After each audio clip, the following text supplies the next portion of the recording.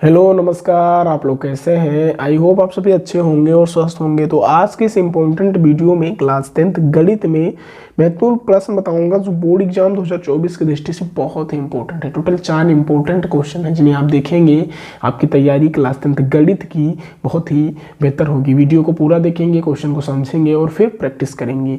तो ये जो क्वेश्चन 4 लेकर आया हूँ, ये क्वेश्चन बेटा पूरी किताब में से हैं और ये बहुत ही इंपॉर्टेंट है। अगर आप इन्हें प्रैक्टिस करेंगे, ट्रस्ट में इनमें से कोई ना कोई क्वेश्चन इसी तरीके के क्वेश्चन बनेंगे आपकी परीक्षा में। तो आइए देखते हैं जो हमारा पहला क्वेश्चन है वो क्या है। पहला क्वेश्चन है, अभाज्य गुणनखंड विधि द्वारा 96 और 404 का एचसीएफ ज्ञात कीजिए और फिर इनका एलसीएम ज्ञात कीजिए। अभाज्य गुणनखंड विधि द्वारा 96 और 404 का एचसीएफ ज्ञात करना है आपको, फिर इनका एलसीएम भी साथ में ज्ञात करना है। तो इसका सोल्यूशन हम करेंगे, कैसे करेंगे आइए देखते हैं। 96 और 404 के अभाज्य गुणनखंड विधि से हमें प्राप्त होता है। हम क्या करेंगे, अभाज्य गुणनखंड करेंगे, किसका करेंगे बेटा, 96 का और 404 का।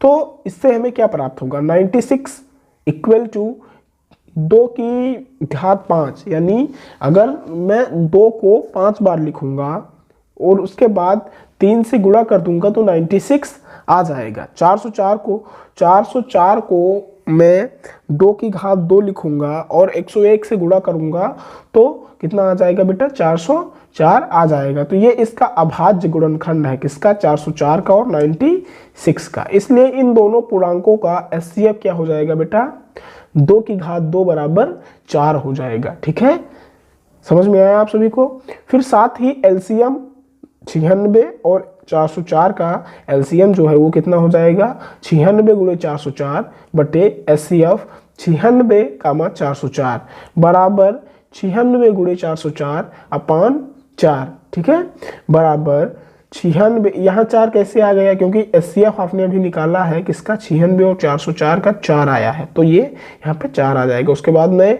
क्या करूँगा, 96 को 404 से गुणा करूँगा और 4 से भाग कर दूंगा तो 9696 हमें आंसर प्राप्त होगा। तो एक इसका जो सॉल्यूशन था कुछ इसी प्रकार का था। बहुत ही आसान क्वेश्चन था और इम्पोर्टेंट भी था। अगर आप चैनल पर नए हैं तो कुशांक ऑनलाइन क्लासेस यूट्यूब चैनल को तुरंत इमीडिएटली सब्सक्राइब कर लें, बेल आइकन को प्रेस कर दें। और अभी तक आपने किसी भी सब्जेक्ट की अच्छे से तैयारी नहीं की है तो आप क्या करें, हमारे चैनल पर विजिट करें, प्लेलिस्ट वाले सेक्शन में जाएँ, वहाँ पर हिंदी, अंग्रेजी, गणित, विज्ञान और सोशल साइंस की प्लेलिस्ट बनी हुई है 2024 बोर्ड परीक्षा की।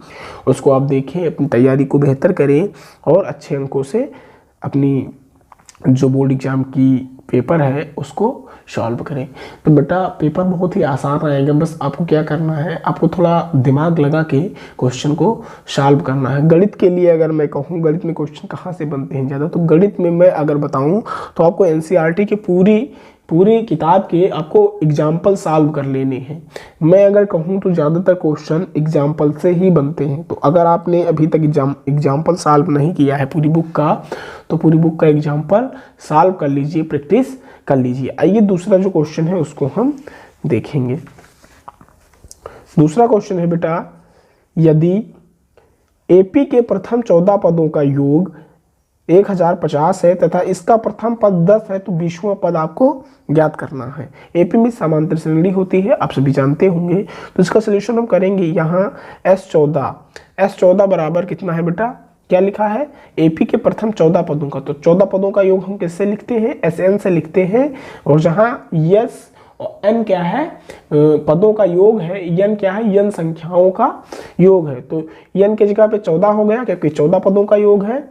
और 14 पदों का योग कितना है बेटा, 1050 है। और n बराबर 14 है और a बराबर क्या है, 10 है। ठीक है, तो अब हम SN सूत्र होता है बराबर N2 और 2a प्लस n-1d होता है। ये सूत्र होता है जो किसी एपी के प्रथम n पदों का जो सूत्र होता है, योग का सूत्र होता है, वो SN बराबर n/2 2a प्लस n-1d होता है। तो इस पर हम रखकर सोल्यूशन करेंगे। तो SN बराबर दिया हुआ है 1050 यानी 1050 दिया हुआ है और n बराबर 14 दिया हुआ है और फिर 20 प्लस 13d बराबर 140 प्लस 91d दिया हुआ है। अर्थात 910 बराबर 91D।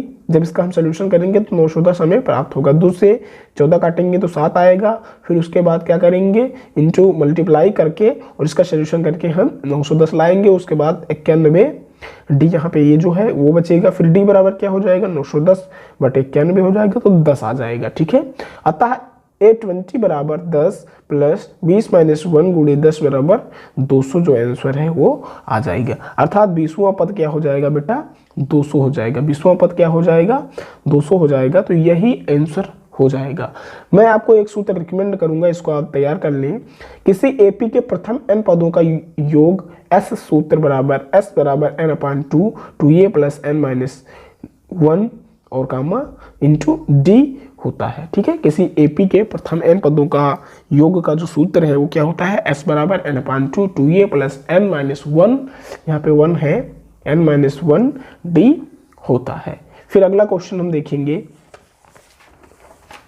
3 नंबर क्वेश्चन है बेटा, निम्न रैखिक समीकरणों के युग्म को हल कीजिए। ठीक है, ये रैखिक समीकरण युग्म है, इनको हल करना है। x प्लस 2y बराबर 19 दिया हुआ है, माइनस x प्लस 2y बराबर 1 दिया हुआ है, तो इसका सोल्यूशन करेंगे। तो पहला समीकरण x प्लस 2y बराबर 19 दिया हुआ है, ये पहला समीकरण हो गया। माइनस x प्लस 2y बराबर 1, ये सेकेंड समीकरण हो गया। समीकरण फर्स्ट से x बराबर 19 माइनस 2y से क्या बन जाएगा बेटा, थर्ड समीकरण बन जाएगा। अब हम इसका सोल्यूशन करेंगे तो x बराबर 19 माइनस 2y समीकरण सेकंड में प्रतिस्थापित कर देंगे। हम क्या करेंगे, x बराबर हमें प्राप्त हुआ, क्या प्राप्त हुआ, 19 माइनस 2y, तो इसको हम समीकरण फर्स्ट सेकंड में प्रतिस्थापित करेंगे तो x के जगह पर क्या हो जाएगा, minus 19 minus 2y plus 2y बराबर 1 हो जाएगा। तो बराबर माइनस 19 प्लस 2y बराबर 1 हो जाएगा। फिर क्या हो जाएगा, यहाँ पे 2y 4y हो जाएगा और यहाँ पे इधर ये माइनस में, इधर जाएगा प्लस में हो जाएगा और 1 में जुड़ जाएगा तो 20 हो जाएगा। 4y अपन बराबर 20 हो जाएगा। तो y बराबर क्या हो जाएगा, 4 इधर गुणे में है, इधर जाएगा भागे में हो जाएगा तो 20 बटे 4, यानी जब 4 एक कम 4 और 4 पंचे 20 हमें मिल जाएगा। तो बराबर y बराबर कितना आ जाएगा बेटा, 5 आ जाएगा। ठीक है, तो y बराबर 5 समीकरण थर्ड में रखने पर हमें क्या प्राप्त होगा, x बराबर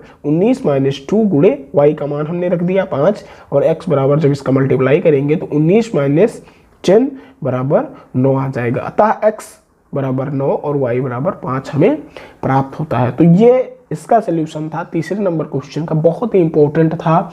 इस तरीके के क्वेश्चन आपको एग्जाम, बोर्ड एग्जाम 2024 में देखने को मिलेंगे। ठीक है, अगला क्वेश्चन हम देखेंगे, 4 नंबर क्वेश्चन है, यदि द्विघात समीकरण px square minus 2 root 5x plus 15 बराबर 0 के दो मूल समान हो तो p का मान ज्ञात कीजिए। क्वेश्चन बहुत ही आसान है, इसका सोल्यूशन हम करेंगे। दी गई समीकरण, ये समीकरण दी गई है, कौन सी समीकरण दी गई है, px square minus 2 root 5x plus 15 बराबर 0। तो हम क्या करेंगे, इसकी तुलना करेंगे इस समीकरण से ax square plus bx plus c, यानी प्रथम पद, द्वितीय पद और तृतीय पद बराबर 0 से तुलना करेंगे। यानी a बराबर p, यहाँ पे हम देखेंगे a बराबर p है, b बराबर माइनस 2 रूट 5 है और c बराबर 15 है। ठीक है, तो आप समझ गए होंगे जब हम तुलना करेंगे इस समीकरण को X square plus B X plus C बराबर 0 से। ठीक है, मूल समान है तो बी स्क्वायर माइनस 4ac बराबर 0 होगा। ठीक है, बराबर क्या हो जाएगा, b के जगह पे मैं b का मान रखूंगा तो root 2 minus 2 root 5 square minus 4p और 15। ठीक है, यहाँ पे ये का मान रखूंगा तो ये बराबर p है तो p रख दूंगा, c का मान रखूंगा तो c बराबर 15 है तो 15 रख दूंगा, बराबर 0 हो जाएगा। तो 20 माइनस 60p, इसका जब सोल्यूशन हम करेंगे तो 20 माइनस 60p आएगा बराबर 0, तो 60p बराबर 20 आएगा तो p बराबर कितना हो जाएगा, 20 बटे 60 इक्वल टू 1/3। अतः p का जो मान है वो 1/3 है, यही आंसर है। ठीक है, अगर आप चैनल पर नए हैं, चैनल को सब्सक्राइब कर लें। कुशांक ऑनलाइन क्लासेस जो है आपकी तैयारी क्लास 10 तक गणित की और अन्य सब्जेक्टों की तैयारी अच्छे से करवा रहा है, क्लास 10 हिंदी मीडियम के छात्रों की। अगर आपको ये वीडियो अच्छी लगी तो कमेंट में बताएं ये वीडियो कैसी थी और क्या आपको इससे कुछ सीखने को मिला। अगर हाँ तो इसे अपने दोस्तों के साथ भी शेयर करें और अपनी तैयारी को बेहतर करने के लिए क्या करें, चैनल को सब्सक्राइब कर लें और बेल आइकन प्रेस कर दें तथा आने वाली सारी वीडियो को देखें और अपनी तैयारी को बेहतर करें। तो फिर मिलते हैं अगले वीडियो में, तब तक के लिए धन्यवाद।